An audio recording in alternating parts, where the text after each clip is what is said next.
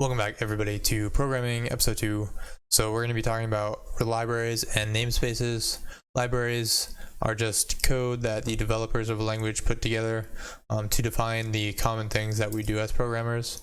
So one example is, as a programmer, we have to get input from the keyboard quite often. So instead of having to rewrite that code 1,000 times, we can just use the libraries that the developers made, and we can just use the code inside those libraries to do that. So here I have an example with this picture, just to prove that libraries are hierarchical. So a library could be named living things, and then inside that we have two bookshelves. One is animals, another is plants, because both are living things. On each shelf we have a different type of animal. So we have mammals and reptiles, and then each book on the mammal shelf could be like a different mammal. And then we have this librarian here. So this is just representing the compiler. So the librarian needs to know where to find books, and similarly the compiler needs to know where to find files, and that's going to be our job. It's going to be our job as a programmer to tell the compiler where to look. Okay, so what are namespaces? Namespaces is the way in which we eliminate name collision, which just means if we have two functions in two separate files that are the same name, the compiler will be able to know which one we're talking about. So let's take an example. So let's say I had this program and it just said speak. So here's our program and it just says speak.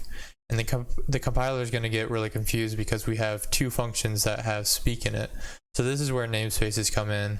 We would say something to the likes of use cats and then speak. So now the compiler knows that it needs to go over to the cat file and use that speak function instead of the dog's speak function. So one thing to denote about different languages is that they can have different verbiage. For example, in C++, we call libraries libraries and namespaces namespaces. However, in Java, we call namespaces packages. Let's look at this example here. So this program is asking the user for their favorite animal, and then they type it into the keyboard, and then we respond saying your favorite animal is whatever they typed in. So the important thing to see here is this line right here. It says import java.util.scanner. This is importing a package. It's specifying which namespace to use. The weird thing with Java that I found is that the libraries seem to already be included, whereas in C++ you have to actually say include this library and then use this namespace. In Java, however, we just have to specify the namespace. So we can actually find this file in the file hierarchy.